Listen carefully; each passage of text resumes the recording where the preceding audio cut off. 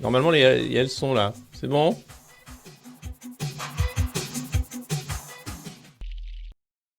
Salut, c'est la revue de presse du monde moderne, j'espère que vous allez bien. Alors, je ne sais pas si le son est bon, j'ai fait des réglages. Peut-être qu'ils sont complètement pétés. C'est le problème avec le monde moderne, c'est qu'on essaye des trucs. Et parfois ça passe, parfois ça ne passe pas. Donc dites-moi si jamais ça va. Et sinon, il y a le son. Bon, alors ça va. C'est bon. On peut commencer. Alors, on est le 2 décembre 2022. Et avant de commencer, on va quand même parler de ce qui s'est passé le 2 décembre 2018. Elle s'appelait Zineb Redouane. C'était une vieille dame qui habitait à Marseille, qui n'avait jamais fait de vague de sa vie. Elle fermait les volets alors qu'il y avait une manifestation. Et elle a été tuée, visiblement, sans doute, par un projectile envoyé par les forces de l'ordre, sans doute une grenade lacrymogène ou un palet. L'enquête, eh bien, ça fait 4 ans. 4 ans que rien. Et que la justice attend, et que la famille attend la justice. Alors, voilà, c'était juste pour rappeler ça. Il y a une pétition en ligne, bien sûr, pour essayer d'accélérer un peu le fait que la justice française se presse pas trop sur le cas de Zineb Redouane. Mais rappeler que c'était sous le règne d'Emmanuel Macron, que Christophe Castaner était le ministre de l'Intérieur, que la violence, elle est du côté de ceux qui nous expliquent à longueur de temps que nous sommes violents quand nous descendons dans la rue et que nous demandons que la maltraitance s'arrête. Voilà, 4 ans, donc n'hésitez pas à les signer cette pétition pour que justice soit rendue. La famille a besoin évidemment de savoir, et nous aussi d'ailleurs, parce qu'un pays sans justice, c'est un pays qui ne connaîtra jamais la paix. Voilà, tout simplement. Bienvenue donc dans cette revue de presse du monde moderne. Si vous ne la connaissez pas encore, c'est une revue de presse tout à fait classique dans laquelle nous lisons la presse oligarchique de manière tout à fait neutre. Bien sûr que non, c'est une revue de presse complètement foutrarque dans laquelle nous essayons de commenter la presse des milliardaires et pour voir comment on nous parle et de quoi qu'on cause dans cette presse-là. Alors, on va parler bien sûr de la visite d'État d'Emmanuel Macron à la Washington. Il a vu Joe Biden. On n'est pas sûr que l'inverse est vrai. Ensuite, il a parlé de la baguette. On va avoir l'extrait baguette. Vous allez voir, c'est extrêmement gênant. Donc, commencez peut-être déjà à aller vous faire vomir dans les toilettes si vous n'aimez pas rendre ce que vous avez mangé ou c'est l'heure de l'apéro. Donc, attention quand même. Ça risque d'être un peu violent pour certains. On va parler de la déclaration aussi de patrimoine de Gérald Darmanin puisque aujourd'hui, la Haute Autorité à la transparence de la vie publique a publié la déclaration des ministres et il y a un petit truc mignon dans la déclaration de Gérald Darmanin. On en parlera tout à l'heure, évidemment. On parlera aussi de l'interview d'Elisabeth Borne sur la réforme des retraites qu'elle doit être faite. Parce que sinon, ça ne sert à rien de travailler jusqu'à la mort. Il faut aussi avoir ce sens bien sûr, de qu'est-ce que c'est que le travail jusqu'à la mort. Qu'est-ce que c'est que le don de soi? Qu'est-ce que c'est que l'abnégation quand on est un citoyen français? Qu'est-ce que c'est, après tout, si on n'est pas prêt à mourir pour son pays, enfin, pour une boîte du CAC 40 française, tant qu'à faire, qu'est-ce que c'est, la citoyenneté? C'est rien. Sans cette volonté de se sacrifier, c'est rien. Le sacrifice, le devoir avant le droit. Ça, c'est Macron. Ça, c'est du Macron tout craché. C'est beau. Ça fait envie, ça fait plaisir. On se dit, tiens, mais oui, j'aurais dû y penser bien avant, en fait. Pourquoi moi, je suis une feignasse pareille? Pourquoi je suis devant la revue de presse du monde moderne au bureau tous les matins? Bon, là, c'est le vendredi soir, donc vous avez autre chose à foutre. Et tant mieux. Mais non, certains nous écoutent depuis le Mexique, dans leur bureau, apparemment. Et d'autres un peu partout. Alors, avant de commencer, n'hésitez pas, bien sûr, à vous abonner. Si ce n'est pas déjà fait, à renouveler votre abonnement, à partager le lien de cette revue de presse, à commencer à taper sur des casseroles sur votre terrasse, sur votre balcon, dans votre jardin, partout. Une casserole, une cuillère. Et imaginez que vous frappez ce que vous voulez, en réalité. Mais au moins pour dire que tout va bien. C'est la revue de presse du monde moderne. On commence tout de suite. Alors, on va commencer avec Elisabeth Borne. Grand entretien, c'était ce matin dans Le Parisien aujourd'hui en France, un journal qui appartient à Bernard Arnault. Et voilà ce qu'Elisabeth Borne nous raconte. Elle dévoile les premières mesures de la réforme des retraites. Je vous dévoile les premières mesures. Donc, globalement, c'est simple. Vous allez vous faire, mais enfler comme jamais, puisque l'idée, c'est que il va falloir travailler jusqu'à 65 ans. Or, vous le savez, dans un pays comme la France, c'est impossible, puisqu'à partir de 50 ans, vous êtes vieux et con et que personne ne veut vous embaucher parce que vous coûtez trop cher. Donc, c'est pas grave, parce qu'il faudra toutes ces annuités pour avoir 1100 €, et donc, personne les aura. Et alors, eux transforment ça en une mesure de justice sociale, parce qu'il faut que tout le monde ait une retraite, mais vraiment la même. En fait, vous allez voir que non, pas du tout. Mais est-ce que ça vous étonne, Madame Borne? Est-ce que ça vous étonne que vous êtes en train de raconter des cracks aux Français encore? Bien sûr que ça vous étonne pas puisque c'est votre métier, évidemment. Mais pour nous, 8 mois, merci Dadao. Merci à tous ceux qui se réabonnent. On a un train de la hype qui est en cours sur Twitch, alors ça permet de booster la chaîne, de faire que des gens la découvrent, arrivent pour la première fois, tombent là-dessus et se disent « Ah bah alors, je connaissais pas, dis donc, qu'est-ce qu'on sait? Qu'est-ce qu'on sait que ce truc? Pourquoi il parle d'Elisabeth Borne? C'est qui, elle? L'autre, là, c'est la première ministre. » Mais de toute façon, tu t'en fous. Déjà, tu captes, Emmanuel Macron est président. Bon, après, le reste sert à rien. Hein. Lui décide de tout, puis après, il dit toi, tu vas dire c'est toi qui vas faire la méchante aujourd'hui, Elisabeth. Oh non. Ah si. C'est toi qui vas leur dire pour la retraite. Moi, je fais qu'obéir à BlackRock. Alors, donc, c'est sûr, les Français devront travailler jusqu'à 65 ans? Ça, c'est la question piège, bien sûr, du Parisien aujourd'hui en France. Alors, mais c'est vraiment sûr, madame? Alors, les concertations ne sont pas terminées et tous les arbitrages ne sont pas encore rendus. Contrairement à ce que j'ai pu lire dans la presse, je suis frappé de voir que la nécessité de faire cette réforme n'est pas vraiment dans tous les esprits. Bah non, c'est une arnaque. Enfin, c'est pas nécessaire. On parle de 10 milliards de dettes sur le régime des retraites quand on est assis sur 3000 milliards de dettes avec la gabegie qu'est le gouvernement Macron. Et on parle en plus d'un régime qui pourrait être à l'équilibre si on lui laissait le temps, en fait, d'être à l'équilibre. Mais comme vous ne voulez pas augmenter les impôts, vous choisissez de flinguer la retraite pour aller gratter les poches des Français. Et tant qu'à faire, hein, autant qu'ils bossent jusqu'à en crever. Ça évitera, 1, le coût du grand âge, 2, de payer des retraites. C'est quand même assez malin, globalement. Hein. Là où c'est malin, c'est qu'il faut être con pour accepter ça. Mais bon, c'est pas grave. Elle nous explique que il y a des formations politiques, comme le RN ou la France Insoumise, qui essayent de faire croire qu'il n'y a pas de problème et qu'on pourrait revenir à la retraite à 60 ans. Mais oui, Madame Borne, ne vous en déplaise. Travailler pour des profits de boîtes du CAC 40 qui te virent quand t'as 50 ans, ça ne marche pas à 60 ans, puisque les boîtes du CAC 40 t'ont viré avant. Voilà, mais bon. Les chiffres sont là, ils sont implacables. Alors les chiffres, on leur fait dire ce qu'on veut. On a un déficit qui dépassera les 12 milliards d'euros en 2027. Et on est assis sur une dette de 3 000 milliards d'euros. Donc en fait, 12 milliards d'euros, ça en fait des baguettes, hein, mais bon, globalement, ça va. Donc voilà, j'entends les jeunes dire qu'ils n'auront pas de retraite. Oui, bah oui, avec votre réforme, c'est évident que nous n'aurons pas de retraite, nous les jeunes. Parce que je me mets encore dans la cage jeune, tu sais quoi? Ouais, parce que je suis un gueudin, moi. Parce que j'ai dit, non, ça va. C'est pas parce que j'ai une barbe blanche et des cheveux qui sont pas blancs, hein, même si je me les teins pas, parce que les gens qui m'aiment pas pensent que je me teins les cheveux. Mais c'est pas vrai, Madame Borne. C'est juste que je pense que je suis encore jeune. Parce que, justement, je me dis, putain, j'ai encore tout ça à bosser. Mais jamais de la vie, en fait. Déjà que j'aime pas ça. Alors, en plus, qu'il faudrait... Non, mais sérieusement. N'importe quoi, toi. N'importe quoi. Mais moi, je ne me résigne pas à ce qu'ils aient cette crainte. Je suis déterminé à sauver notre système par répartition. Pour cela, il faut bouger. On doit progressivement travailler plus longtemps. C'est aussi indispensable pour protéger le pouvoir d'achat des retraités. Ah, le pouvoir d'achat des retraités. Ceux qui votent Macron ? Ou les autres? Non, parce que si vous êtes à la retraite, et je sais qu'il y a beaucoup de retraités qui ne sont pas macronistes qui regardent cette revue de presse, généralement, c'est quand même difficile de joindre les deux bouts. Hein. C'est pas non plus Costa Croisière tous les jours ou les croisières du Figaro. Hein. Ça dépend un peu, bien sûr, de ta mise initiale. Si t'es héritier à la naissance, généralement, t'as une bonne retraite. Si par contre, t'as galéré toute ta vie, t'as eu un boulot pénible en plus, pour arriver finalement à avoir ta retraite à 60 ans, dans le meilleur des cas, c'est pas la fête, hein, c'est voilà. Mais bon.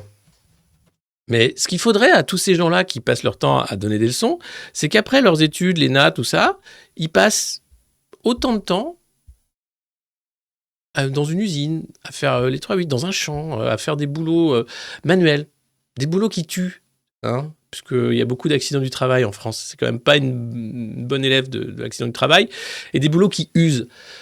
Et après, ils parleraient peut-être autrement du travail. Parce que pour eux, le travail consiste globalement à déjeuner avec des mecs, à dîner avec des mecs, c'est des déjeuners de travail, hein, bien sûr, des dîners de travail aussi, à écrire des trucs, à passer des coups de fil, à se voir et à faire des conciliabules hein, pour voir qui on va planter le poignard dans qui dans le dos. Parce que j'aimerais bien, moi, être président, moi, des fois.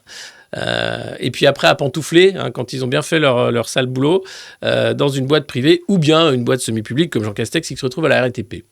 Alors, quelle sera la première génération sacrifiée ? Non, pardon, concernée par le recul de l'âge légal de départ. La réforme s'appliquera à partir de l'été 2023. Donc c'est plié. Les mecs, évidemment, qui vont faire un 49.3 puisque la réforme s'appliquera à partir de l'été 2023, quelles que soient les négociations. Donc si les syndicats ont encore du... Non, je déconne. Des fois, il m'arrive comme ça de... Des fois, je me dis, mais putain, Poulain, tu te rends pas compte, en fait. Je suis naïf. Je crois encore à des trucs. Donc voilà, donc 2023, la réforme s'appliquera. Donc quand tu vois Laurent Berger avec sa gueule car il fait non, on ne peut pas être d'accord avec ce recul de l'âge de la retraite. Quand t'as un moustache qui arrive qui dit écoutez-nous, ça suffit bien. Tu sais que les mecs, de toute façon, salut, j'ai le 49.3 et toi t'as quoi? Rien, bah, c'est bien ce que je disais. Tu vas faire des feux de Bengale, c'est ça, et puis brûler des pneus. Allez, je te regarde, c'est sympa, merci, au revoir. Donc, à partir de la génération née au deuxième semestre 1961. Levez le doigt ceux qui êtes nés le deuxième semestre 61. Je veux savoir qui est né le deuxième semestre 61. Allez-y, je veux savoir qui est là. Vous êtes là? Vous n'êtes pas là. La connexion est vraiment dégueulasse ce soir, j'avoue. Je ne sais pas ce qui se passe. Ouais. Bah, je crois que ça y est, hein. C'est déjà la petite fin de l'abondance. Hein. On est déjà dans la petite fin de l'abondance, j'ai l'impression. Donc bon, bah, on fait ce qu'on peut. Moi, mais après. Moi, je suis là. Bah, vous êtes nombreux. Ouais, mon frère est déjà mort. Bah voilà, 73, 66, 79, 65. Voilà, 75. Bah, bienvenue au club. Et donc, sera la première. Alors, c'est pas du jour au lendemain qu'on passe de 62 à 64 ou 65 ou 70 ans, hein, évidemment. Non, les personnes concernées nées en 61 travailleront quelques mois de plus avant de pouvoir atteindre l'âge légal de départ en retraite. Parce qu'en fait, l'arnaque, elle est énorme. C'est que chaque année, ils vont rajouter 3-4 mois pour que ce soit invisible. Et que quand tu arrives, toi, où tu as ton truc de paperasse comme as, où tu dis où est-ce que j'ai foutu mes papiers là pour ma retraite, ils te disent ah ah oui. Mais non, mais parce qu'il vous manque encore 18 mois. Hein, parce qu'ils en ont rajouté 4 et 4 font 12. Plus, on est sur du mot compte triple. Donc là, bon, bah, globalement, c'est 70 ans pour vous, monsieur. Hein. Mais j'étais pas du tout d'accord avec ça. Ah oui, mais vous avez voté, c'est la démocratie. Ah oui, c'est vrai, c'est la démocratie. J'avais complètement oublié. Ah merci. Du coup, oui, vous repartez travailler. Ah bah c'est dommage parce que j'ai insulté mon patron du coup parce que comme je partais en retraite, je me suis dit c'était le moment ou jamais. Et je pense pas qu'il va me reprendre. En plus, j'ai fait un cacatoff hein, dans la... Voilà. Bon, ben écoutez, c'est pas grave, on fera ce qu'on peut avec vous, mais globalement, c'est 70 ans. Hein. Désolé, on peut pas faire plus, on peut pas faire mieux. Alors voilà, le président avait évoqué une progression de 4 mois de plus par année. Hein alors tu vois, parce que comme ils sont cons, eh ben pour qu'ils voient pas le truc venir, hein, tu vas doucement. Tu fais, hop, 1 mois, 2 mois, et voilà, 4 mois d'un coup. Alors si tu mets un an d'un coup, ils vont voir. Non, tu fais quelques mois par an. Alors là, la réponse d'Elisabeth Borne, elle est mignonne. Hein. Les rythmes d'évolution, les bornes font partie des discussions. Une chose est sûre, cela sera progressif. Le progressisme, c'est quand tu te fais enculer progressivement. Alors, voilà, quand tu te fais avoir, pardon, parce que ça, c'est une blague homophobe, on n'a plus le droit de la faire, évidemment. Donc, c'est quand tu te fais avoir progressivement, voilà. Donc, voilà. Donc, globalement, on est dans un monde de merde, géré par des gens qui sont à peu près des robots, déjà, hein, c'est déjà des machines, et qui veulent que tu te tues au travail pour un peu de profit, puisque tant qu'il y en a, hein, ce serait dommage de se priver. Je vous en remets un peu, bien sûr. Alors, la pénibilité. La CFDT demande que les charges lourdes et d'autres critères soient réintégrés. Vous allez dire oui, bah évidemment, puisque c'est le jeu du good cop, bad cop. Donc, comme Laurent Berger va dire, ah bah oui, on a décidé que la pénibilité, puis dans 3 ans, il y aura une loi qui va faire, non, c'était de la merde, tout ça, on laisse tomber. Non. Ton échafaudage, tu le montes à 70 ans, il n'y a aucun problème. Hein ? Comment ça, tu es aveugle? Eh ben écoute, maintenant, il y a des outils très bien hein, pour se repérer sur des échafaudages. Alors, Madame Borne est déterminée à trouver des solutions. Sur les fins de carrière, on doit permettre aux personnes cassées par le travail de pouvoir, au vu de leur état de santé, partir un peu plus tôt en retraite. Et c'est là que tu vois que François Bayrou n'a vraiment pas été cassé par le travail. Hein, ou Jean-Pierre Raffarin, pareil. C'est un mec, il n'a pas été cassé par le travail. Giscard était pareil, un exemple de mec qui n'était pas cassé par le travail. Klaus Schwab, alors il y a des rumeurs là de Klaus Schwab qui aurait fait 2 crises cardiaques, j'espère qu'il va bien, j'espère qu'il est en bonne santé. C'est des rumeurs bien sûr sur les réseaux sociaux, de la désinformation, on n'en sait rien, donc souhaitons-lui un bon rétablissement. Parce que sinon on ne pourra plus rigoler, c'est con. Et donc tu vois les gens qui sont cassés par le travail, et puis il y a ceux qui, tu vois, à 80 ans, ils sont encore là, tranquilles, pas cassés par le travail, à t'expliquer qu'il faut bosser jusqu'à 60, que tu t'en crèves. Et ils sont déterminés, hein. Ils sont vraiment déterminés, il n'y a pas photo, ils sont déterminés.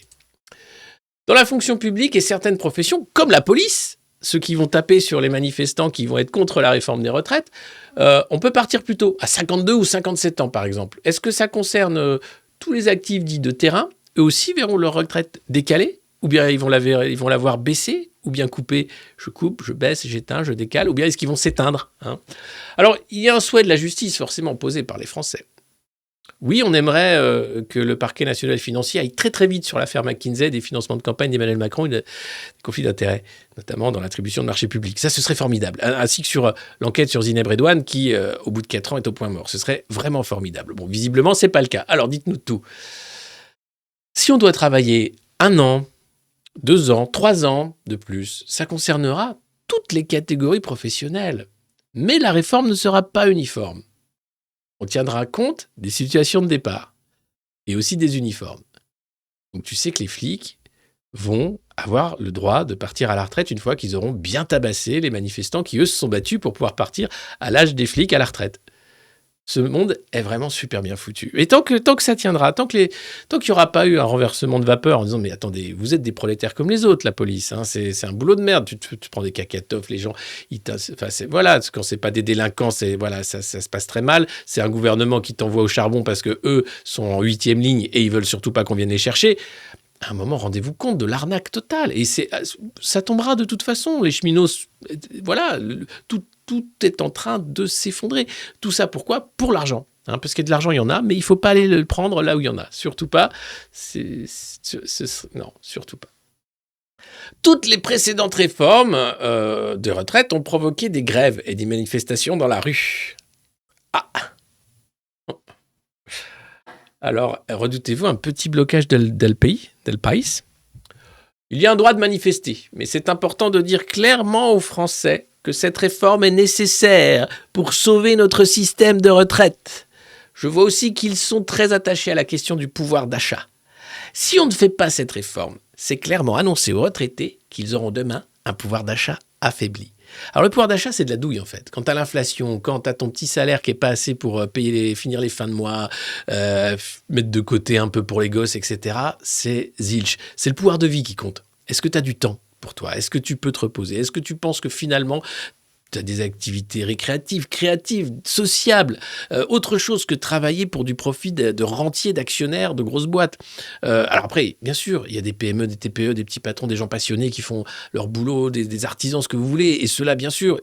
Mais je pense à la majorité des gens qui font un boulot parce qu'il faut bien manger. Et que c'est vraiment pas un choix. Et que c'est vraiment de la merde. Et que tu as des petits chefs qui sont là, hein, parce que c'est des managers. Ils ont appris le management à la Macron Business School of Independence of Harvard of Dean President. Bah, ces gens-là sont quand même là pour te dire le pouvoir d'achat, non, le pouvoir de vivre, le pouvoir d'être libre, ça c'est autre chose. Parce que le pouvoir d'achat, de toute façon, avec une monnaie de singe comme l'euro et une inflation telle qu'on a, c'est comme le Père Noël, quoi. Voilà. Donc ils regrettent, bien sûr, mais il n'y aura pas de blocage puisqu'on a des syndicats qui sont quand même super sympas. Alors, bah oui, parce que les syndicats disent qu'il n'y a pas d'urgence à le faire. Oui, mais si on fait rien, on aura 100 milliards d'euros de dettes supplémentaires pour notre système de retraite dans les 10 prochaines années. Bon, quand tu vois que c'est ce qu'on file à l'Ukraine à peu près quotidiennement, tu te dis pourquoi pas. Hein. Non, c'est pas quotidien, je déconne, mais voilà. Bon. On peut plus laisser filer la dette. Ah non, c'est vrai, on est sur 3000 milliards de dettes. J'ai envie de dire 1000 milliards de plus ou 100 milliards de plus, c'est bon. Mais la meuf, elle est focus, quoi. Elle est focus. Vous passerez par un projet de loi classique ou un projet de loi de finances de la sécurité sociale rectificatif qui permettrait d'utiliser un éventuel 49.3. Bien sûr qu'ils vont faire un 49.3. Alors la réponse est magnifique. Chaque chose en son temps. Rien n'est tranché. Hein. Moi, à ce stade, je me préoccupe surtout du contenu de la réforme. Hein. On verra le reste le moment venu. Bon, bah, c'est plié, les gars. C'est 49.3. C'est 49.3. Et c'est clairement 49.3. Une réponse comme ça, c'est oui, on fera un 49.3. Ouais, t'inquiète. Ça va passer vite et ça va passer vite. Mais comment allez-vous obtenir une majorité? Et là, elle t'explique. Parce que là, ce week-end, il y a le vote pour les LR, mais ils sont déjà vendus. Oh, j'ai reçu les présidents de tous les groupes à l'Assemblée, au Sénat, pour dire qu'on veut travailler avec eux sur le texte. Je n'ai pas toujours eu un accueil enthousiaste de la part de certains, mais je pense qu'avec d'autres, les Républicains par exemple, on doit pouvoir trouver un chemin. Les LR. Les LR. Tu sais, ces mecs qui sont pas usés par le travail, généralement. Ah ouais, un sénateur républicain. Voilà. Enfin, pas tous, il y en a qui font du bon boulot. Je salue ici mon ami Alain Hooper. Mais franchement, les gars, cette réforme des retraites, elle va être indigne si c'est Macron et Borne et tous les autres qui la font. Ça ne sert uniquement à la financiarisation de la retraite, avec bien sûr les fonds tels que BlackRock et les autres qui vont en profiter. C'est les donneurs d'ordre. C'est l'Europe aussi qui voudrait qu'on soit tous égaux pour travailler jusqu'à la mort. En France, non, on n'a pas envie de faire ça. Alors, cette retraite se substitue en fait aux hausses d'impôts. C'est un article du Monde qui l'explique, puisqu'elle devrait équilibrer le système et contribuer à rembourser la dette. En fait, c'est vous prendre de l'argent dans les poches en vous faisant travailler jusqu'à en crever. C'est ça la réforme des retraites. C'est simplement parce qu'ils veulent que vous remboursiez la dette sans augmenter les impôts. Donc l'impôt, c'est l'impôt du temps. C'est ce qu'il y a de pire en fait, le temps. On court après le temps. Et voilà. Et financer des politiques ambitieuses et variées. La French Tech, par exemple, le Scanus. Est-ce qu'on en est où de la filière Zoï, là, le mec qui veut voir si tout va bien? Est-ce que tu es connecté? Est-ce que tout va bien? Oui, non, allô. Alors nous, on a au Monde Moderne ce bracelet connecté qui s'appelle l'élastique à chibre, que vous pouvez commander en envoyant une enveloppe timbrée à vos noms et adresses à l'adresse du Monde Moderne qui apparaîtra magiquement à la fin de ce stream. Voilà, donc cette réforme, elle est indigne. Et puis, pour finir, et là, vous pouvez clipper, partager un lien, parce que c'est extrêmement important. Voilà ce que disait Macron au sortir du grand débat, quand il avait volé la parole aux Gilets jaunes, à propos de la retraite. Je mets tout l'extrait, écoutez-le, coupez pas parce que vous pouvez pas le voir, parce que c'était à l'époque, et regardez l'ampleur de la manipulation qui est en train de se mettre en place. Voilà, ça c'est ce que disait Macron il y a quelques années, il n'y a pas si longtemps, 3 ans, voilà. Tant qu'on n'a pas réglé le problème du chômage dans notre pays, franchement, ce serait assez hypocrite de décaler l'âge légal. Je veux dire, quand aujourd'hui on est peu qualifié, quand on vit dans une région qui est en difficulté industrielle, quand on est soi-même en difficulté, qu'on a une carrière fracturée, bon courage déjà pour arriver à 62 ans. C'est ça la réalité de notre pays. Alors on va dire, non, il faut maintenant aller à 64 ans. Vous savez déjà plus comment faire après 55 ans. Les gens vous disent, les emplois, c'est plus bon pour vous. C'est ça la réalité. C'est le combat qu'on mène. On doit d'abord gagner ce combat avant d'aller expliquer aux gens, mes bons amis, travaillez plus longtemps. C'est le délai légal. Ce serait hypocrite. Et j'invite les gens qui, de manière simpliste, quand j'entends certains qui ne l'ont pas fait quand c'était aux affaires dire c'est ça la solution, d'abord de regarder notre société. On doit gagner la bataille du plein emploi.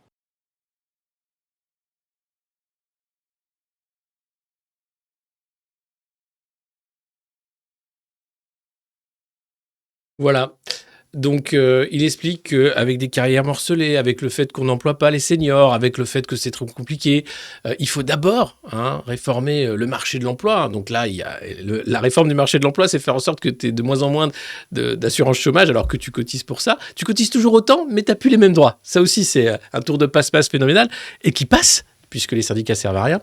Et là, il t'explique que non, c'est impossible de faire une réforme des retraites sans faire cette réforme du plein emploi. Mais il n'y aura jamais de plein emploi. Il y a 3 millions de chômeurs, il n'y a pas 3 millions de jobs. Et peu importe la formation initiale, toutes les formations continues que tu vas pouvoir faire, peu importe ces réformes qui sont là pour masquer la réalité, l'ampleur du désastre en réalité, il n'y aura jamais d'emploi pour tout le monde. Et cette réforme des retraites, du décalage, puisque je baisse, j'éteins, je décale, n'a pas lieu d'être en réalité, puisque les gens vont être perdants sur tous les plans. À la fois sur le marché de l'emploi, puisqu'il faudra travailler pour Uber ou pour n'importe quelle boîte, enfin être travailleur indépendant et se démerder comme on peut, et à la fois sur la retraite, puisqu'il n'y en aura plus, où il y aura une retraite beaucoup trop faible, puisque personne ne travaillera, ou très peu de gens arriveront jusqu'à 65 ans dans des métiers difficiles. Et regardez, la discussion sur la pénibilité est très mal engagée. Donc voilà, il faut être conscient que cette réforme des retraites est une énorme arnaque.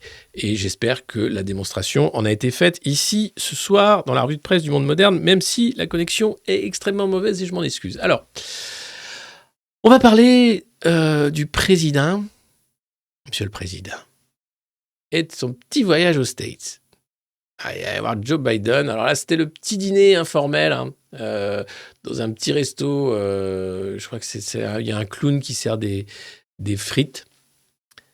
Et voilà, c'était avec Jill et Joe. Là, c'est au dessert, petite photo. Voilà, tu sens qu'ils ont passé une bonne soirée. Il y a Jean-Brigitte qui est au taquet.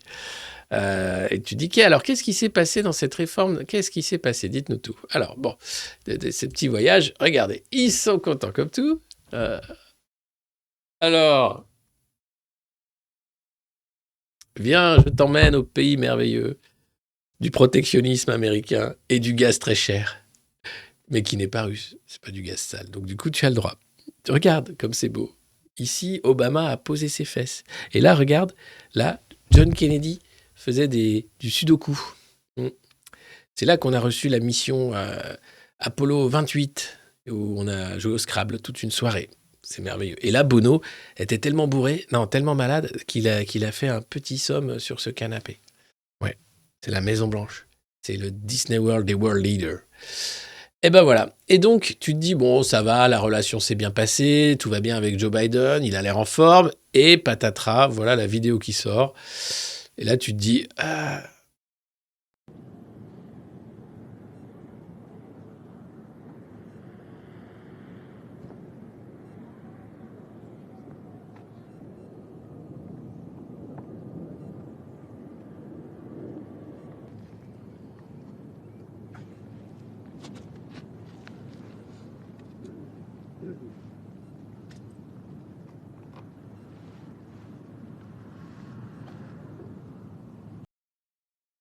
je crois que c'est là, monsieur le président.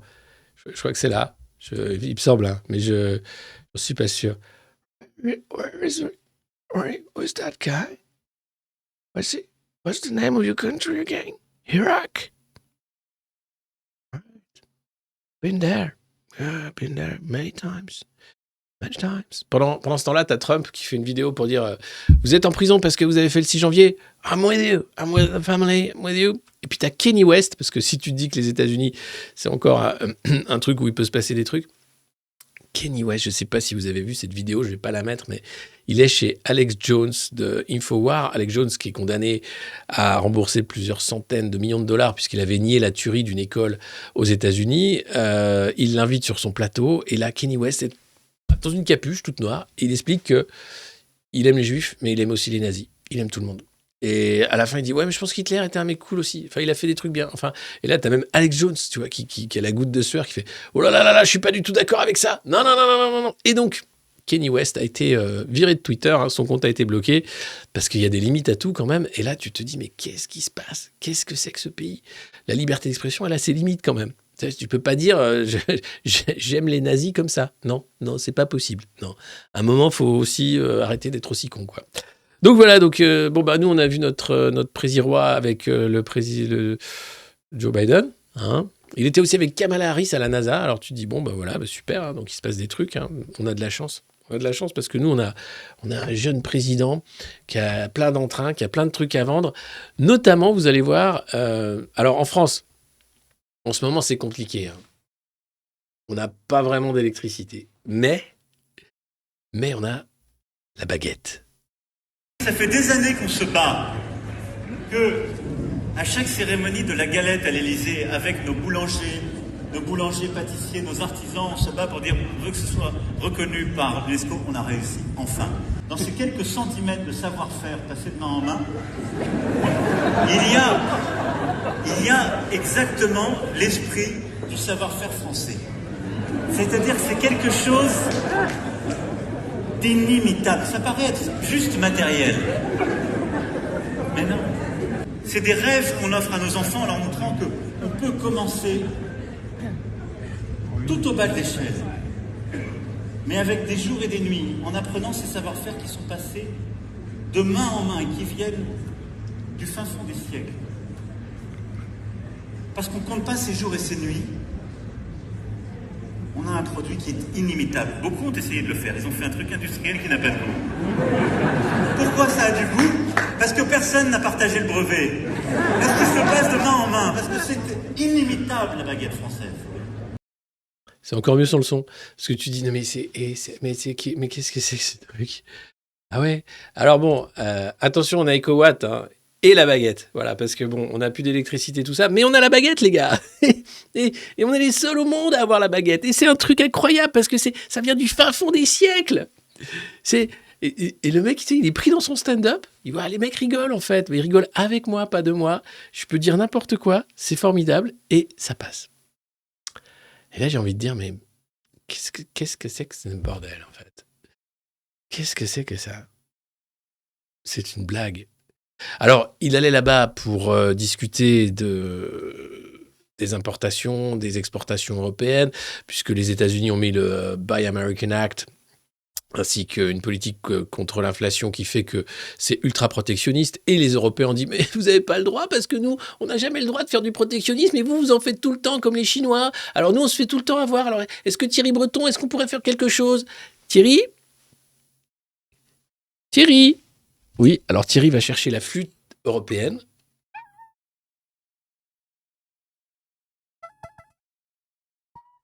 Et il t'explique qu'il va faire des lois, et ça va chier.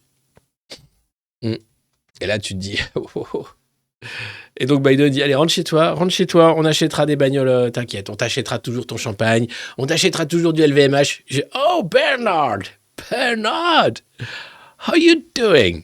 Et voilà, et il est rentré, bredouille, comme d'habitude. Mais il va te dire que c'était bien pour les liens France-Amérique, tout ça, c'était quand même plutôt pas mal. C'est formidable, moi je trouve ça formidable. Et puis quand il rentre, comme il est super actif, hein, il ne peut pas s'arrêter, on lui a prévu 3 petits conseils nationaux de leur fondation. C'est son truc pour s'occuper. Hein, il va voir des gens, il discute, il refait le grand débat parce qu'il avait tellement kiffé. Donc il se remet en scène avec des gens pour dire « Alors, qu'est-ce qu'on fait là? Est-ce qu'on peut cendrer la France un peu, comme je veux? Parce que c'est quand même un pays de vieux pecnos qui prennent l'apéro, tout ça. Parce que, attendez, que la baguette rentre au patrimoine immatériel de l'UNESCO. D'accord. Très bien. Mais quand est-ce que l'apéro va rentrer au patrimoine mondial de l'UNESCO? L'apéro à la française, hein. Pas l'apéritivo, non, l'apéro, là, le truc où tu arrives, bon, on prend l'apéro, hein, parce que tu as envie de déboucher une bouteille avant de manger, parce que, oh ouais, on n'a pas que ça à faire, hein, quand même, la soirée est courte, hein. L'apéro au patrimoine mondial de l'UNESCO. Alors ils vont te dire, tu peux pas, parce que machin, mais ça vient du fond des temps. C'est un savoir-faire qui a été partagé. Il faut se lever tôt aussi. Parfois, tu as l'apéro qui se fait tôt, la colombelle le matin, avant le marché. Enfin, voilà. Non. L'apéro devrait rentrer aussi au patrimoine mondial de l'UNESCO. Ça me paraît être la moindre des choses. Mais non, le mec, bon, on a fait rentrer la baguette. Bon, c'est déjà ça. En fait. C'est déjà ça. Donc, 3 CNR pour Macron. Alors, évidemment, il ne va pas parler d'apéro. Non, il va en PACA. Pour parler d'éducation. Alors, Papendial, l'éducation, c'est simple. Hein, c'est quand il n'y aura plus de courant, qu'on ne chauffera pas les écoles, il n'y aura pas école. Ah ben, c'est bien foutu, votre truc. Oui, ben, comme les enfants sont déjà suffisamment cons, on s'est dit que ça ne servait à rien de continuer. Hein. Donc, on les laisse gentiment devenir encore plus cons. D'accord, c'est vachement bien foutu, votre truc. Ok. Ensuite, jeudi, sur la santé à Poitiers. Alors là, tout ça, c'est pour faire des photos, hein, pour montrer que c'est un président dans l'action, qui comprend tout. Il n'y a que des macronistes autour de lui qui sont comme ça, genre « C'est le meilleur président! Oh, quelle chance que vous veniez nous voir! Oh, on attend ça depuis... Bah non, vous étiez venu le mois dernier, en fait. Ah oui, mais toi, Michel, tu faisais le figurant à Dijon, c'est ça? Oui. Oui, je viens souvent faire le figurant dans vos déplacements. J'adore ce que vous faites, monsieur le président. Ah oui, je vous reconnais. Je vous vois tout le temps. Je me disais, mais c'est incroyable, il me suit, il y a un fan club. Oh, c'est fou, ça. Ah non, vous êtes payé, en fait. Oh, c'est génial. Voilà, et puis le lundi 12 décembre, un premier point d'étape aura lieu à l'Élysée. Point of étape. Un point d'étape. A point of strooms. A glooms... C'est étonnant qu'ils aient appelé ça un point d'étape, tu vois, et qu'ils aient pas mis un nom anglais à la con pour McKinsey, quoi. Bon, on en est où, la DCNR? Non, parce que c'est vachement bien, mais finalement, moi, je me dis que c'est une idée à la con. Bon, je vois, hein, tout le monde me dit, ouais, écoute, franchement, t'aurais pu faire mieux, qu'est-ce que c'est que ça? On arrive nulle part, ça, c'est pas ça, c'est... Bon, bref. Donc, qu'est-ce que tu veux que je te dise? Toute cette agitation pour rien. Ah oui, il n'est pas usé par le travail. Mais pourquoi les prix vont encore grimper dans les rayons en 2023, nous demande le Parisien. Pourquoi? Pourquoi? Pourquoi? Pourquoi? Ah bah parce que ça se gave, hein, ça se gave sérieusement. Un nouveau mur de l'inflation qui est devant nous, hein. Eh oui, devant les consommateurs, l'année 2023. Alors, en novembre, c'était déjà 12% sur un an qu'on a pris dans la gueule. Et là, ça va être au moins 10% hein, à partir de janvier. Parce que bah, c'est les négociations annuelles entre les industriels et les distributeurs. Et les industriels veulent faire leur marge, veulent les garder et veulent dire, bon, ouais, ça va... Tu payes, hein. De toute façon, c'est le couillon dans son caddie qui paye, donc on y va. Et donc, Michel-Édouard Leclerc, lui, s'était agacé dans un tweet. Fin novembre, plus 17,74% pour les conserves, 20% pour les conserves de fruits, 10% pour le café, pour les féculents, 13% pour les volailles, 11% pour le papier, 41% pour les croquettes pour chat, les produits animaliers. Alors, très simple, hein, on va bouffer de façon très rapidement nos animaux de compagnie. J'ai déjà parlé à Maggie de cette éventualité. Il n'y a rien à bouffer de toute façon sur elle, mais non, mais les gars, 41% pour les croquettes. C'est du vol, parce que c'est de la merde en plus dans les croquettes. Donc déjà, il vaut mieux donner des restes, des trucs, enfin faire des trucs un peu bien, mais la croquette qui prend 41%, tu fais... Ah, vous êtes malin, vous. Ah, vous aimez bien prendre les gens pour des cons. Hein. Oui, c'est un métier, c'est un beau métier. Il n'y a pas de saut métier, j'ai envie de dire. Voilà, deux entreprises similaires qui réclament des hausses très différentes. Hein, voilà. Donc en fait, c'est open bar et les mecs, ils tentent leur chance. Sinon, dans la nouvelle, Paris Match est un journal en carton. Alors vous pouvez manger des Paris Match, hein, puisque Paris Match a perdu 54% de sa diffusion en kiosque. Les derniers numéros sont en dessous de la barre des 80 000 exemplaires, donc c'est encore moins. Un seuil déjà bien inférieur à la moyenne des ventes habituelles au numéro. Voilà, donc cette presse subventionnée, ça nous coûte cher en impôts. C'est des millions qui sont déversés pour cette presse appartenant à des milliardaires, qui n'est pas lue, et qui est subventionnée pour être très peu diffusé. Voilà, donc n'hésitez pas, hein, nous on fait la revue de presse de ce genre de trucs, on en rigole évidemment, donc abonnez-vous, partagez un maximum le lien de cette revue de presse, de ce stream, quelle que soit l'heure d'ailleurs, et le jour. N'hésitez pas à vous abonner sur Twitch, n'hésitez pas à vous abonner sur YouTube, vous pouvez aussi nous suivre sur tous les réseaux sociaux, et puis surtout en parler autour de vous, parce que ça ne coûte rien, et le bouche à oreille, c'est quand même la meilleure des pubs qui soit, compte tenu du délire dans lequel on est entré. Enfin voilà, c'est pas normal que cette presse à 80 000 exemplaires, même pas, nous coûte si cher chaque semaine pour sortir une couve avec Nicolas Sarkozy en talonnette qui t'explique que, ouais, attention, hein, c'est compliqué d'être président et le Qatar est un très beau pays. Après oui, c'est vrai, le Qatar est un très beau pays, c'est difficile d'être président. Je ne dis pas le contraire, monsieur le président. D'ailleurs, Sarkozy, c'est un mec, il avait les mêmes lunettes que Joe Biden quand il faisait son jogging. C'est un peu l'américain, c'est Sarkozy l'américain. Quand il est arrivé, on a dit, c'est notre Kennedy à nous. Et puis très vite, on s'est dit, bah non, en fait, c'est notre Sarkozy à nous, en fait. Et j'ai mais oui, qu'est-ce que tu veux que je te dise? Ah oui, il est toujours là, oui, oui. Il fait de la comédie, je crois. Oui. Je l'ai vu dans un film, là, il n'y a pas longtemps. Autre fantastique comédien, Laurent Wauquiez. Laurent Wauquiez, ce président de région, Auvergne-Rhône-Alpes, qui a une stratégie très claire pour 2027, pour être le nouveau maltraitant en chef, c'est moi ou Marine Le Pen. Il veut récupérer le parti Les Républicains. Vous savez, ceux qui vont trahir et qui vont être avec Macron pour s'assurer que la réforme des retraites va passer et que Macron aura un quinquennat où il passera toutes les vilaines réformes. Comme ça, quand arrivera 2027, les Républicains pourront dire « Quelle honte ce président! Nous, on a un plan pour la France, on veut tout changer et on a un candidat formidable, c'est Laurent Wauquiez !» Alors, ça se passera pas forcément comme ça, puisque Éric Ciotti veut prendre la tête du parti. Il roule pour Laurent Wauquiez. Laurent Wauquiez qui s'est tapi dans l'ombre de sa région et qui voit très loin, très très loin, au-delà des montagnes, au-delà de ces volcans d'Auvergne. Hein, il voit un avenir pour la France, il voit un projet pour la France. Alors, c'est un portrait dans Challenge, magnifique portrait dans Challenge, où on t'explique qui c'est qui n'est que Laurent Wauquiez. Voilà, la montée en puissance vers la présidentielle, tu vois. Là, on vient de voter pour le maltraitant. On a remis le même parce qu'on le connaît, on s'est dit, bon, au pire, l'écureuil lui bouffe le cerveau, mais au pire, on le connaît.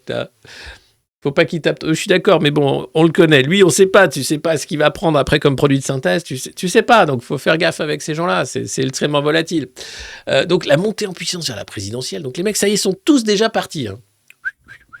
Allez, c'est parti. Tu te dis, mais c'est pas possible, en fait. Ben si, c'est tout à fait possible, vous inquiétez pas.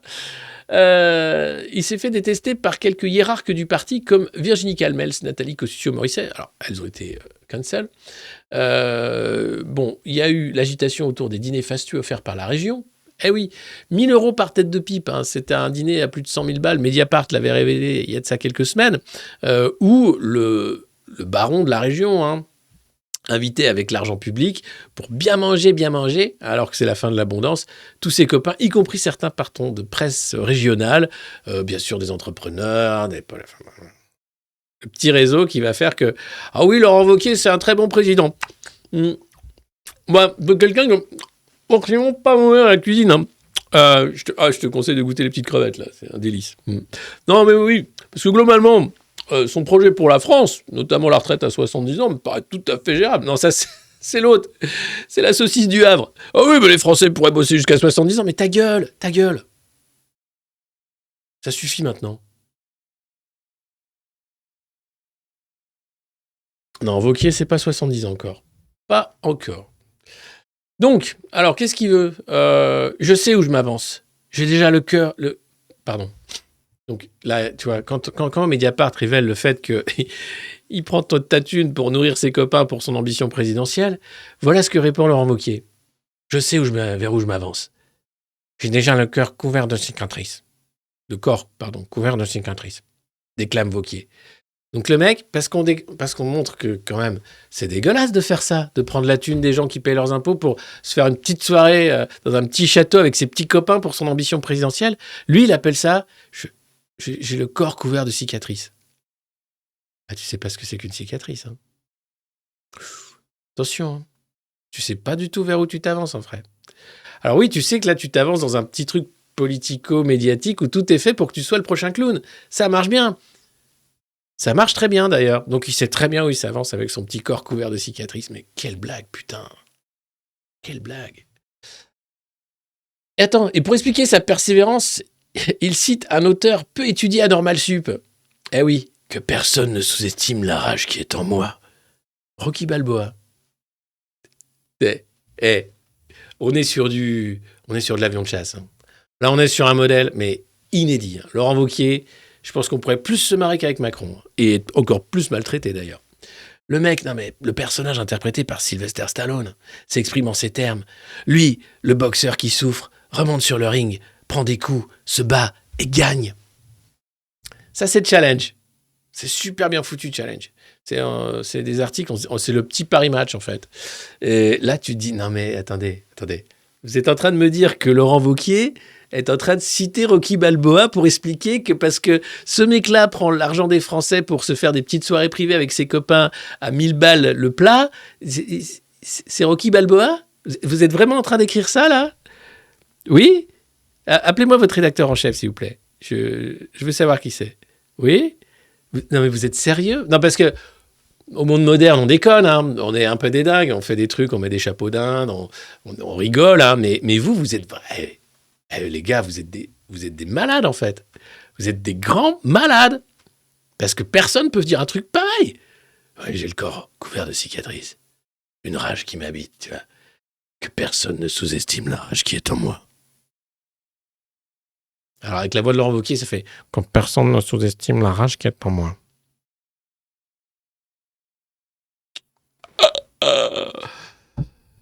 J'ai envie de dire, voilà, vous savez pourquoi vous ne lisez plus ces journaux, vous savez pourquoi vous ne regardez plus la télé, ni écoutez la radio, vous savez pourquoi vous écoutez Le Monde Moderne, ça permet de se marrer. Mais attends, parce que c'est pas fini, c'est un grand portrait de Laurent Wauquiez dans Challenge. Et là, qu'est-ce qu'il aime, Laurent Wauquiez ? Ah ben, il aime le vélo. D'accord. Il aime les livres de Houellebecq. Ah ouais, d'accord. Il aime le Made in France. Super, ouais. Il aime aussi la prière d'abandon de Charles Foucault. Ah non, c'est un mec super cultivé, c'est un mec brillant, c'est un mec un peu sportif aussi. Et qu'est-ce qu'il n'aime pas? Ah bah, il n'aime pas le vélo électrique, parce qu'il aime en chier, tu vois. Il a le corps couvert de cicatrices, il a la rage en lui. C'est un boxeur, tu vois, c'est tous les matins c'est ta-da-da, ta-da-da, ta-ta-ta-ta-ta-ta, ta-ta-ta-ta-ta-ta. Qu'est-ce qu'il n'aime pas? L'assistanat. Allez, après moi, qu'est-ce qu'il n'aime pas? L'assistanat. Ouais. Et alors, qu'est-ce qu'il aime pas? Les éoliennes. Ouais. Et qu'est-ce qu'il aime pas? Le jacobinisme centralisateur. Je vous entends pas. Qu'est-ce qu'il aime pas? L'assistanat. Ouais, voilà, c'est bien. Putain.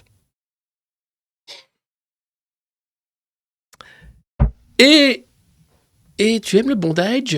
Est-ce que tu aimes les pratiques sadomasochistes? Est-ce que tu aimes la soupe aux choux? Est-ce que tu aimes, par exemple, le Scrabble? Est-ce que tu aimes maltraiter les gens? Est-ce que tu aimes... Qu'est-ce que tu aimes? Qu'est-ce que tu n'aimes? Ah bah, qu'est-ce qu'il n'aime pas? Qu'est-ce qu'il aime? Il aime la présidence de la République française. Ah, c'est le moment où je fais le président.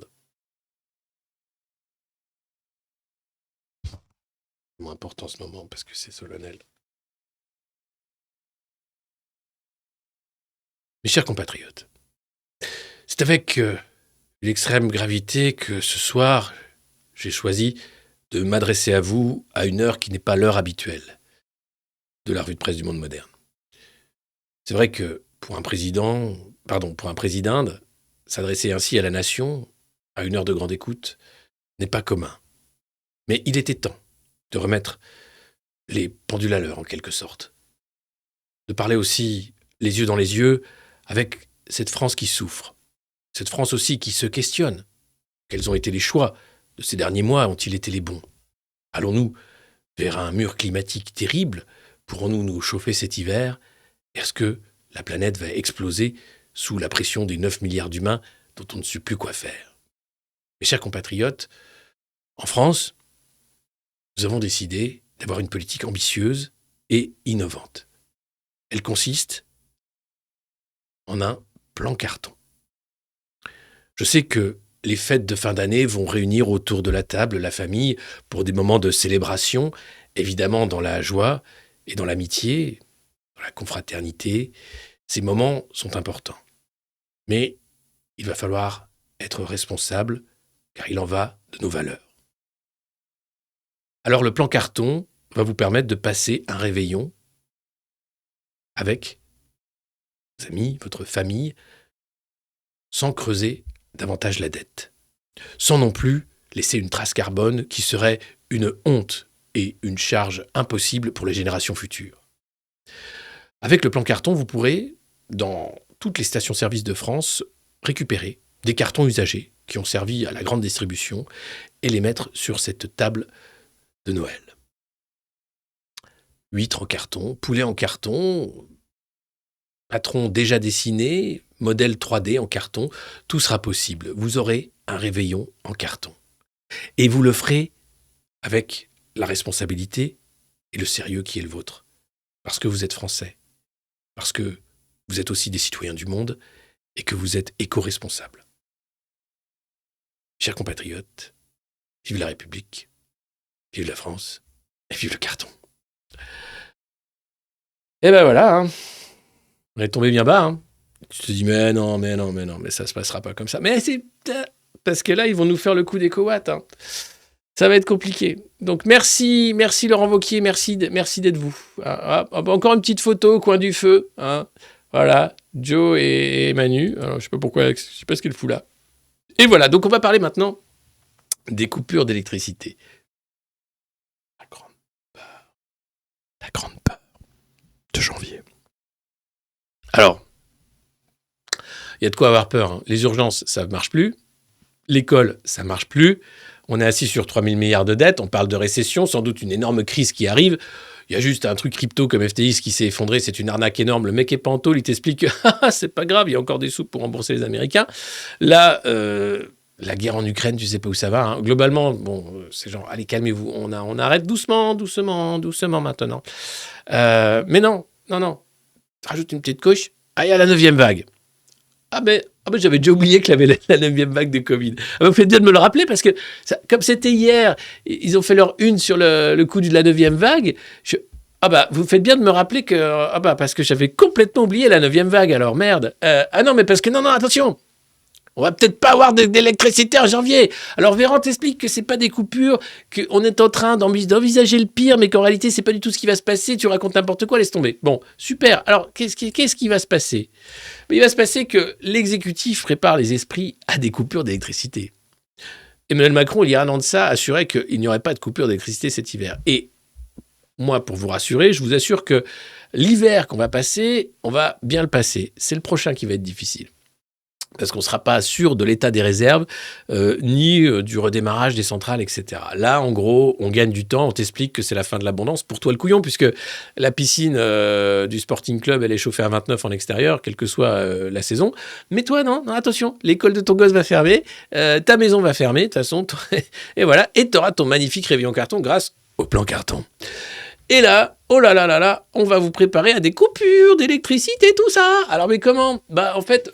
du coup, ça marche parce qu'il y a des sondages. Hein. Voilà, donc ça, c'est dans le Figaro. 6 Français sur 10 pensent qu'ils connaîtront des coupures d'électricité. Pensez-vous que cet hiver, vous connaîtrez des coupures d'électricité ? Dans votre foyer, oui, 62%. Dans votre entreprise, non, 57%. Ah oui, parce qu'on va d'abord couper l'électricité chez toi, tu sers à rien, t'es un vrai connard. Alors que dans ton entreprise qui sert quand même à produire des choses pour la France, on va pas la couper quand même. Hein. Si ça coupe, ça coupe. Hein.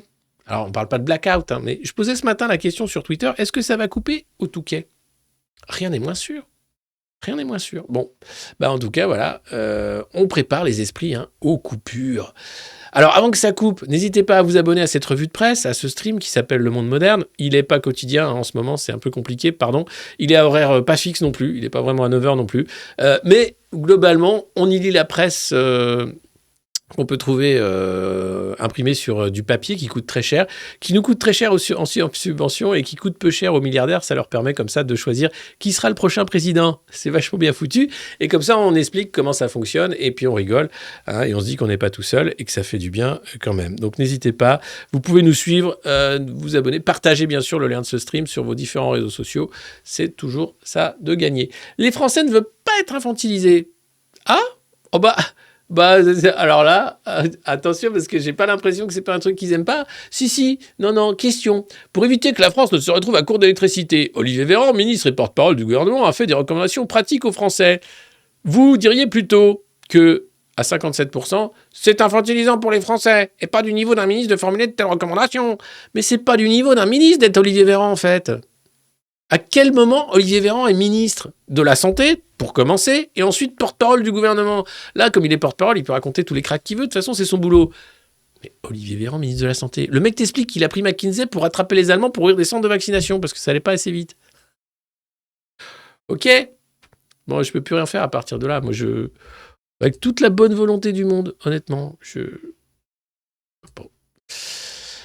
Et puis pour finir, un homme heureux. JP Morgan Chase, c'est le patron de cette boîte. Il est interviewé dans Les Échos. Il est content. Il est super content. Quel regard portez-vous sur la situation en France ? Si vous lui avez posé la question il y a 10 ans, j'aurais pointé la faiblesse du manque d'innovation en France. Aujourd'hui, tout a radicalement changé. De nombreuses licornes technologiques ont émergé. La place de Paris a accueilli une foule de banquiers et de traders qui aident le reste de l'économie en payant des impôts. Et ce qui bénéficie à toutes les populations. Alors non, parce que les mecs sont très doués pour planquer leur thune, ils ne payent pas vraiment des impôts. Donc c'est génial. Le banquier t'explique que les traders, c'est vachement bien parce qu'ils payent des impôts. Le sport du trader, c'est de ne pas payer son impôt. Enfin, du riche en général. Un riche, il est là pour ne pas payer d'impôts. C'est pas son boulot. Il est là pour ramener un max de thunes en t'expliquant que globalement, tu bosses pas assez, que ce serait bien que tu fasses des efforts, etc., etc., etc. Voilà. Bon. Alors après, d'autres questions. Jamie Dimon, il s'appelle. Alors, Jamie Dimon, le mec, en fait, il a reçu mardi la Légion d'honneur, remis par Macron avant qu'il parte aux États-Unis. Bon, le mec est américain, sa boîte est américaine, il est là pour récupérer les retraites. Il dit « Ah, c'est un super gros marché pour ma boîte, c'est génial !» On lui remet la Légion d'honneur, tu sais pas pourquoi ? Sans doute parce que Macron s'est dit « Bon, ma boîte, j'en ai plus pour 5 ans à tirer avec ces cons. Après, ce que j'aimerais, moi, c'est bosser dans la finance. Parce que tu sais, j'ai déjà bossé chez Rothschild, c'était pas mauvais. On m'appelait le Mozart de la finance. » Ah ouais, ça avait des potes et tout. J'ai fait des guilles incroyables avec Sanofi, des machins, des trucs. Zénio. D'accord. Donc voilà, donc tu sais pourquoi il est là, pourquoi il est invité par Macron à prendre la Légion d'honneur. Hein, parce que c'est un mec en or. Non, en fait, il y va parce qu'il a un programme de soutien à la jeune génération dans les quartiers prioritaires d'Île-de-France, en Seine-Saint-Denis notamment, et 30 millions de dollars sur 5 ans pour favoriser l'entrepreneuriat. Tous ces chauffeurs Uber là. Hop, allez. Tout ça pour casser le modèle social français. C'est 30 millions d'euros. C'est très peu cher payé en fonction des milliards qu'il va récupérer quand il n'y aura plus de retraite. Enfin, quand il n'y aura plus de retraite par répartition. Voilà, c'est la première banque américaine qui a massivement investi en France en faisant de Paris sa première place de trading en Europe continentale. 800 collaborateurs. En fait, ils ont rapatrié tous les mecs de Londres. Quand il y a eu le Brexit, ils se sont dit « On va à Paris. De toute façon, Macron, il est sympa.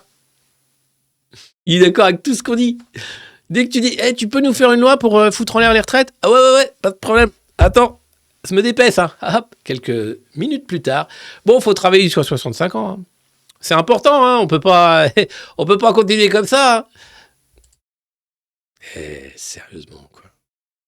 Franchement, moi, je sais pas comment vous faites pour supporter tout ça. Là, donc le mec, bon, c'est dans les échos, en même temps, ça parle aux richoux qui sont d'accord entre eux, c'est très bien. Mais globalement, c'est un énorme foutage de gueule. Et là, le mec, avant de partir aux States, se remet son petit glinglin, un patron d'une banque américaine, pour être bien sûr en disant « Ah, au fait, ouais, mardi, j'ai vu Jamie Dimon, tu sais, Joe. Jamie, ton ami Jamie. Jamie. Non, pas super Jamie. Jamie, le banquier, tu t'en rappelles plus. Mais il est sympa, je lui ai remis une médaille et tout. Et il me disait, ce serait bien si les Américains, si Joe, il pouvait être sympa avec mon ami Emmanuel, notamment pour qu'on ait moins de droits de douane. Tu comprends pas ce que je dis, en fait.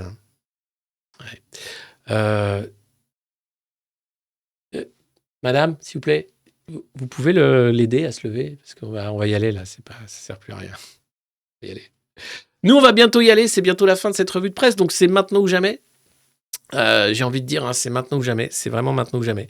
Si vous devez faire une déclaration d'impôt, déclarer votre TVA, si vous devez, par exemple, une dernière fois vous mettre sur votre balcon et taper sur une casserole, peut-être la dernière fois que vous pourrez le faire, peut-être une sorte de baroud d'honneur, c'est maintenant. Faut pas hésiter. C'est vraiment maintenant qu'il faut le faire.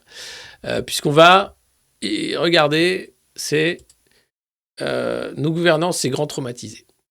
Ah oui, les gilets jaunes, ça leur a fait tellement peur. Ils ont eu tellement les boules. Ils se sont dit, on va tellement prendre cher. Et en fait, non. Ils ont vite compris qu'ils pouvaient avoir la violence d'État. C'est un truc propre parce que ça s'appelle la violence légitime. Donc, ils peuvent tuer qui ils veulent, globalement, avec des clés de bras, des machins, des trucs. Alors après, il y a des enquêtes, des machins, tout ça. Mutiler tant qu'ils veulent. Et globalement, il leur arrive rien. Toi, si tu fais ça, ça se passe très mal. Mais quand tu es Cruello et Castaner, tu fais ce qu'on te demande et tu sais que tu as le droit puisque ça s'appelle la violence légitime. Et donc, c'est des grands traumatisés. Mais quel foutage de gueule. Ça c'est encore dans les échos. Mesdames, messieurs, sous vos applaudissements. Voilà, les présidents français sont souvent condamnés à l'inaction par leur traumatisme. Et comme ils sont traumatisés, dès que le peuple descend dans la rue, en fait, c'est un traumatisme pour ces gens-là. Dès qu'ils sont pris la main dans le sac, c'est une cicatrice sur leur petit corps de boxeur. J'ai envie de dire, non, c'est pas comme ça que ça fonctionne. En tout cas, que dire d'autre à part ça? Si, on a la dernière info. Regardez, ça, c'est la déclaration de patrimoine de Gérald Darmanin, notre ministre de l'Intérieur bien-aimé, à la Haute Autorité à la transparence de la vie publique. Et il y a un truc mignon, c'est que dans son compte courant à la Banque Postale, il est à découvert de 691 €. Voilà. Alors je me suis dit, il l'a fait exprès, c'est pour faire un peu popu, en disant, moi aussi je suis à découvert. Vous savez, mon grand-père, ma grand-mère disait, si t'es pas à découvert, t'es vraiment... Tu vois, Gérald Darmanin, quoi. Tous les autres, ils sont à 20 000, 15 000. Bon, ils ont tous des apparts à plus de 700 000, etc. Alors, certains ont fait des travaux dans leur maison du Touquet. Donc, ça leur a permis, notamment le président, bon, il a gagné beaucoup d'argent, mais il a mis beaucoup dans cette maison du Touquet. Vraiment, il a mis beaucoup. Le moindre robinet coûte environ 25 millions de dollars, mais c'est un choix. C'est un choix. Voilà, au moins, c'est la pierre. C'est un investissement solide. Ça coûte pas 25 millions de dollars un robinet, monsieur Macron. Si, celui-là, si. C'est vraiment un modèle. C'est l'émir du Qatar a le même. Regardez, ça marche vachement bien. Non, mais même chez Leroy Merlin, ils sont chers, les robinets. Mais là, 25 millions de... Non, mais, monsieur Macron, je suis désolé. C'est pas possible. Ah si, celui-là, c'est possible. Il est sur mesure. Il est fait par un designer ukrainien qui a fait du super boulot, d'ailleurs. Voilà. Donc, non, mais voilà. Donc, bon. Et donc, Gérald s'est dit, tiens, je vais me faire une déclaration de prolo. Ils vont kiffer, quoi. Je suis à découvert. Mais Gérald, il faut qu'on... Arrête. Tu n'as aucune chance pour 2027. Ce poste de ministre, déjà, je ne sais pas d'où ça sort. Mais c'est proprement dingue, en fait. C'est proprement dingue. Voilà. Bon, mesdames, messieurs, il se fait tard. C'était un apéro qui a un peu duré. Vous étiez nombreux, comme chaque fois, pour cette revue de presse. Et même s'il est à 19h, voilà, ça tient, ça passe, j'ai envie de dire. Je ne sais pas s'il y aura d'autres streams dans le week-end, je crois pas. On fera ça lundi, tranquille, à la fraîche. Merci de votre fidélité, bien sûr, à la revue de presse du Monde Moderne. Merci aussi de... Ah si, je voulais vous montrer un truc. Vous êtes encore là. Regardez, c'est une appli qui permet de voir ce que produisent en électricité et en énergie les pays européens, enfin les pays du monde en général, et de voir qu'est-ce qui rentre, qu'est-ce qui sort, et si c'est du carbone ou pas, si c'est bien ou pas. Et là, quand on clique sur la France, voilà, donc on est beaucoup dans le nucléaire, vous voyez, ça c'est du nucléaire ici. La biomasse, on ne sait pas trop, un peu d'hydro, un peu de gaz aussi. Et puis, vous avez ceux qui polluent beaucoup. Alors, l'Allemagne, ils polluent bien. Alors, eux, ils sont très charbon, l'Allemagne. Très, très charbon. Un peu éolien quand même. Un peu gaz. Alors, on ne sait plus d'où il vient. Le gaz, c'est compliqué. Et puis, vous avez les Polonais. Alors, les Polonais, eux, ils sont complètement charbon. C'est la fête à la Pologne. Et nous, alors, si on revient sur la France, ça, c'est notre consommation électrique. Et ça, c'est notre production électrique. Et c'est là où tu vois que, évidemment, la production n'est pas en adéquation avec la consommation, d'où EcoWatt, d'où, attention, ça va couper. Et là, tu as envie de dire, mais ça va couper, mais qu'est-ce qu'on va faire?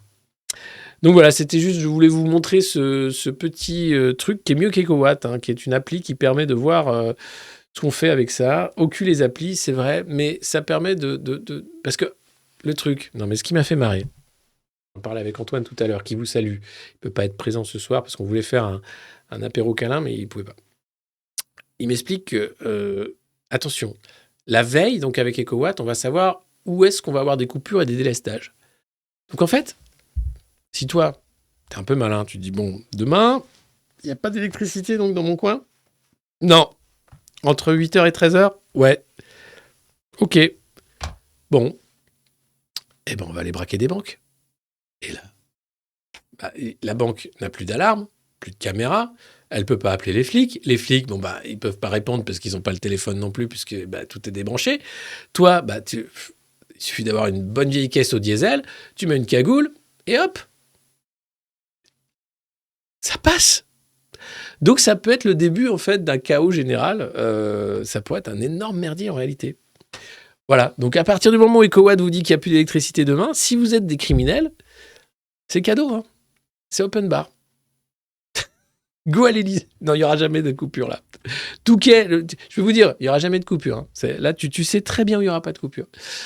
Par contre, toi, tu sais que là, si jamais ils te disent attention, demain ça va couper, tu dis je vois ça comme une opportunité, personnellement. Je me suis dit, vu le prix des petits pois, je vais en profiter pour en foutre dans le cabas et me barrer en courant. Parce que bon, il n'y aura pas de caméra, il n'y aura pas de vigile. Enfin, le vigile sera occupé à essayer de mais on est trop nombreux. Non, mais ça va être le watts, quoi.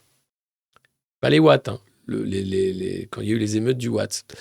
Voilà, donc c'est formidable. On est dans un pays formidable. On a de la baguette, mais on n'a plus d'électricité. Et mettez-vous bien ça dans la tête. C'est pas parce qu'on n'a pas d'électricité qu'on n'aura pas de baguette. Alors que si, ça peut. Mais attention, c'est pas ça le problème. Le problème, c'est vous. C'est vous qui foutez rien. C'est vous qui êtes là devant un stream sur Twitch au lieu d'aller travailler un vendredi soir à 20h. Qu'est-ce qu'on va faire de vous, quoi? C'est pas possible, en fait. C'est pas possible. Voilà, merci d'avoir suivi cette revue de presse du vendredi 2 décembre. Bah oui, nous sommes en décembre 2018. Je rappelle bien sûr la date de commémoration de la mort de Ziad Emre qui n'avait rien demandé à Marseille. L'enquête toujours au point mort 4 ans après pour savoir quel tir de policier a sans doute tué cette vieille dame qui ne demandait rien depuis son balcon. Voilà, donc on n'oublie pas. C'est ça aussi Macron, c'est ça, et c'est ça depuis 5 ans. Et on vient de remettre une pièce dans la machine. Donc heureusement qu'on est là, on se serre les coudes, on ne prend pas tout ça trop au sérieux, mais si quand même, quand il est question de mort, ou de mutilation, ou de violence en général. Et puis, je vous donne rendez-vous lundi, passez un bon week-end. Prenez soin de vous, de ceux que vous aimez. Et puis, si vous souhaitez retrouver les liens du monde moderne et surtout recevoir le magnifique...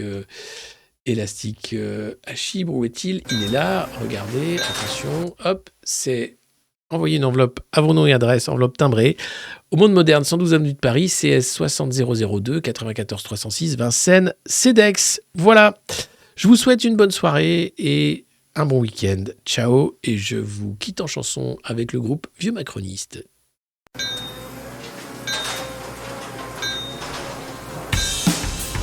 Père, peux-tu me chanter cette chanson, Vieux Macroniste? Nous la chantons tous les jours presque à la nuit. Bien sûr, Timmy.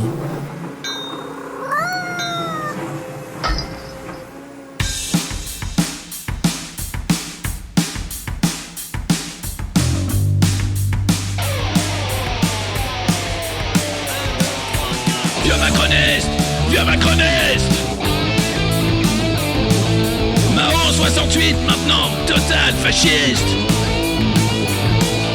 Tu préfères la télé, surtout le gaz de schiste. Plutôt que décamper, tu t'accroches, tu t'enquistes. Vieux Macroniste, vieux Macroniste.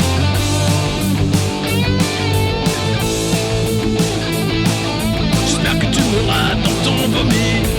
Vieux Macroniste. Arrête de nous faire chier, toi et tes amis.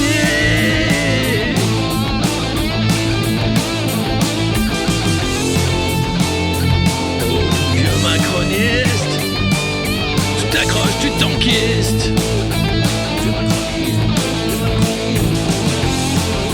À la retraite depuis 15 ans, les autres tu t'en fiches.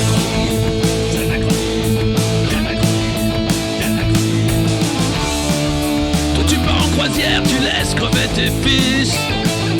Le climat c'est une blague, la France tu la fistes. Vieux macroniste. J'espère que tu mourras dans ton vomi. Arrête de nous faire chier, toi et tes amis. Tu te crois VIP mais t'inquiète t'es sur la liste. Manu va pas te rater, tu vas voir comme ça glisse. 75 ans de conneries mais demain c'est fini. Profite encore de la vie tant que tu sens pas la piste. Vieux macroniste.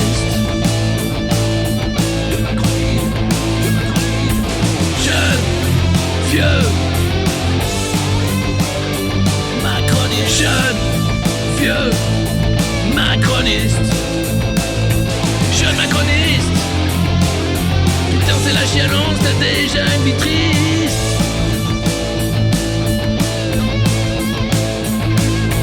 Jeune macroniste. CVC McKinsey, t'as un costume d'artiste.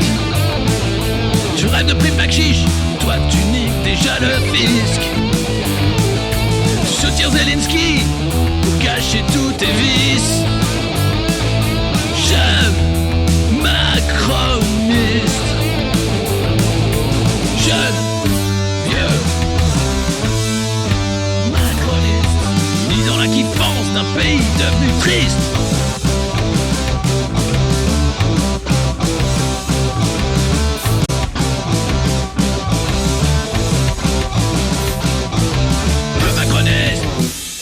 Ça, c'est de la chanson comme on aime ici.